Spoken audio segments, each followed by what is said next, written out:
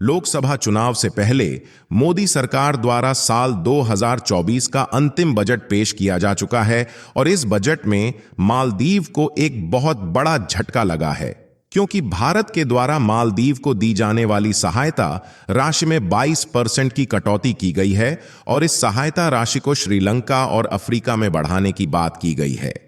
क्योंकि देखा जाए तो श्रीलंका और अफ्रीका जैसे देश काफी समय से भारत के साथ दोस्ती बनाए हुए हैं और भारत के ट्रेड रिलेशंस भी अफ्रीकी देशों में इस समय तेजी के साथ बढ़ रहे हैं। वहीं श्रीलंका में भारत की कुछ कंपनियां ज्वाइंट वेंचर के साथ नए नए प्रोजेक्ट की शुरुआत भी कर रही हैं, जिससे भारत और श्रीलंका के बीच बायलैटरल ट्रेड को पहले से कई गुना ज्यादा बढ़ाया जा सके। पूरी अपडेट क्या है इस वीडियो में समझते हैं, लेकिन आगे बढ़ने से पहले भारत ने जिस तरह से मालदीव को झटका दिया है उसके लिए इस वीडियो को एक लाइक जरूर करें। इसी तरह और भी नॉलेज वीडियो को देखने के लिए चैनल को भी सब्सक्राइब कर लीजिएगा। देखिए, मोदी सरकार की तरफ से फाइनेंस मिनिस्टर निर्मला सीतारमण ने अंतरिम बजट पेश किया। इस बजट में सरकार ने अपने 10 साल की डेवलपमेंट का भी उल्लेख किया, जिसमें यह फैसला लिया गया कि भारत और भारत के अलावा अन्य देशों में किस तरह के प्रोजेक्ट को सेटअप किया जाएगा, जिससे भारत की इकोनॉमी को और भी ज्यादा मजबूती प्रदान किया जा सके। इस बजट में जहां श्रीलंका, नेपाल, बांग्लादेश, मॉरिशस और अफ्रीकी देशों के लिए दी जाने वाली सहायता राशि को बढ़ाने की बात की गई, वहीं मालदीव को दी जाने वाली सहायता राशि में पहले से भी ज्यादा कटौती होने जा रही है। यानी कि देखा जाए तो भारत मालदीव समेत अन्य देशों को जो सहायता हर साल डिस्ट्रीब्यूट करता है, उसमें से मालदीव को दी जाने वाली सहायता राशि में 22% की कटौती की जाएगी, जबकि इसके बजाय अन्य देशों की सहायता राशि को और भी ज्यादा बढ़ाया जाएगा। इस बजट में यह भी बताया गया कि जो इन्वेस्टमेंट प्लान अन्य देशों में नए नए प्रोजेक्ट को सेटअप करने के लिए बनाया गया था, एक रिपोर्ट के मुताबिक मालदीव में इंफ्रास्ट्रक्चर डेवलपमेंट के लिए सहायता के रूप में भारतीय सरकार की तरफ से 600 करोड़ रुपए एलोकेट किए गए हैं, जो सरकार द्वारा विदेशी देशों को दी जाने वाली तीसरी सबसे बड़ी सहायता है। पिछले साल 2023 में मालदीव को 771 करोड़ रुपए की सहायता दी गई, जबकि 2022 में यह सहायता राशि 183 करोड़ के करीब थी। यानी कि आप ध्यान दें तो साल 2023 में मालदीव के आइलैंड में इंफ्रास्ट्रक्चर डेवलपमेंट के लिए भारत के द्वारा प्रोवाइड की जाने वाली सहायता राशि 2022 की अपेक्षा 300% ज्यादा है। यही नहीं, भारत के द्वारा इस साल यानी कि 2024 में यह सहायता राशि और भी ज्यादा बढ़ाई जाने वाली थी। मालदीव को भारत की तरफ से दी जाने वाली सहायता में सिक्योरिटी, एजुकेशन, स्वास्थ्य देखभाल और इंफ्रास्ट्रक्चर डेवलपमेंट जैसे क्षेत्र शामिल हैं और मालदीव में इसी सिक्योरिटी पर्पज के लिए भारत ने अपने सैनिकों को तैनात किया है। लेकिन अब उल्टा मालदीव चीन से मिलकर भारतीय सैनिकों को बाहर निकालने में लगा हुआ है। लेकिन मालदीव के राष्ट्रपति मोहम्मद मुइज्जू ने भारत से दूरियां बढ़ाकर एक बहुत बड़ी गलती कर दी है। इसीलिए 2024 के बजट में मालदीव को दी जाने वाली सहायता राशि में 22% की कटौती की जा रही है, जबकि इसका उल्टा अन्य देशों में भारत के द्वारा दी जाने वाली सहायता राशि को बढ़ाया जा रहा है। इसके अलावा संसद में दिए भाषण में सीतारमण ने पहले लक्षद्वीप समेत अन्य भारतीय द्वीपों में विभिन्न परियोजनाओं के लिए बजट की घोषणा की। हालांकि मालदीव ही नहीं, नेपाल, श्रीलंका और बांग्लादेश को छोड़कर कुछ ऐसे भी देश हैं जहां के इंफ्रास्ट्रक्चर डेवलपमेंट के लिए सहायता राशि में 10% की कटौती की गई है।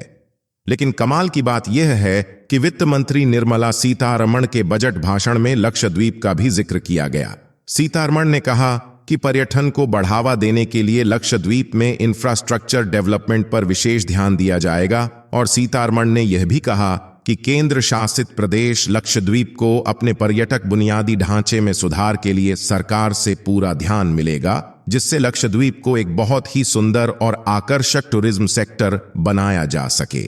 यानी कि अब लक्षद्वीप मालदीव को टूरिज्म सेक्टर में कड़ी टक्कर देने के लिए तैयार हो रहा है और इस समय इजराइल ने भी भारत का साथ देना शुरू कर दिया है और इजराइल ने लक्षद्वीप में समुद्री खारे पानी को पीने लायक पानी बनाने का इंफ्रास्ट्रक्चर तैयार करना शुरू कर दिया है। इसके अलावा देखा जाए तो भारत का एक्सपोर्ट मार्केट कुछ सेक्टर में तेजी के साथ आगे बढ़ रहा है, जिससे भारत की इकोनॉमी पहले से ज्यादा तेजी के साथ आगे बढ़ रही है। इकोनॉमिक टाइम्स के एक रिपोर्ट के मुताबिक भारत का टेलीकॉम सेक्टर ग्लोबल मार्केट में अपने पैर जमाना शुरू कर चुका है, जिसमें साल दर साल तेजी के साथ बढ़ोतरी देखी जा रही है, जिसमें पिछले साल यानी कि 2023 में 35% की बढ़ोतरी देखी गई, जिसमें भारत की जानी मानी कंपनी रिलायंस जियो ने पिछले साल बढ़ चढ़कर टेलीकॉम इंस्ट्रूमेंट को प्रोड्यूस करने के साथ साथ ग्लोबल मार्केट में भी एक्सपोर्ट किया है।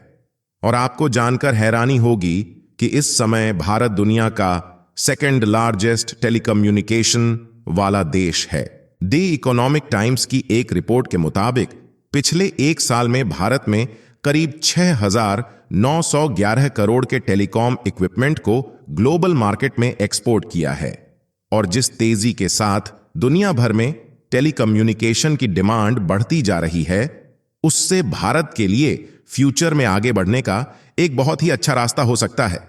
और देखा जाए तो इस समय भारत की बड़ी बड़ी कंपनियां रिलायंस जियो, एयरटेल और BSNL अपने टेलीकॉम इक्विपमेंट के मैन्युफैक्चर को तेजी के साथ हर साल बढ़ा रही है, जहां भारत लगभग 72 देशों को आज के समय में टेलीकॉम इक्विपमेंट एक्सपोर्ट करता है। आपको बता दें कि टेलीकम्युनिकेशन इक्विपमेंट और इलेक्ट्रॉनिक कंपोनेंट्स को बनाने में सेमीकंडक्टर का एक लार्ज अमाउंट में इस्तेमाल किया जाता है,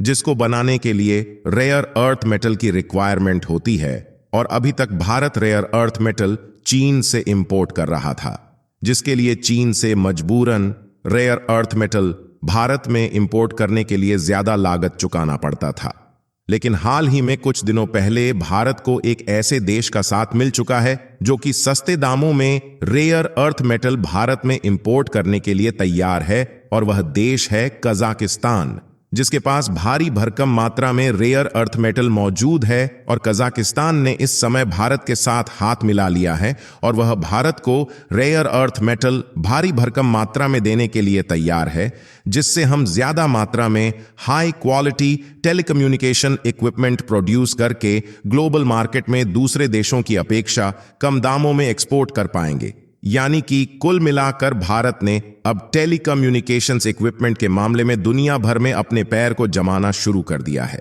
जिससे आने वाले समय में चीन और अमेरिका जैसे देश टेलीकम्युनिकेशंस के मामले में भारत को टक्कर नहीं दे पाएंगे। बाकी आपको क्या लगता है कि जिस तरह से भारत का टेलीकम्युनिकेशन सेक्टर आगे बढ़ रहा है, इससे ग्लोबल मार्केट में भारत की कंपनियां चीन और अमेरिका से आगे रहने वाली हैं या नहीं? अपनी राय कमेंट में जरूर बताएं और इस वीडियो को एक लाइक करके अपने मित्रों तक शेयर जरूर करें ताकि उन्हें भी जानकारी मिल सके, और चैनल को सब्सक्राइब करके बेल नोटिफिकेशन को ऑल पर जरूर सेलेक्ट करें, जिससे हमारे चैनल की नई वीडियो सबसे पहले आपको मिल सके। एक वीडियो को बनाने में काफी ज्यादा रिसर्च और मेहनत लगती है, तो आप लोग चैनल को सब्सक्राइब जरूर कीजिएगा।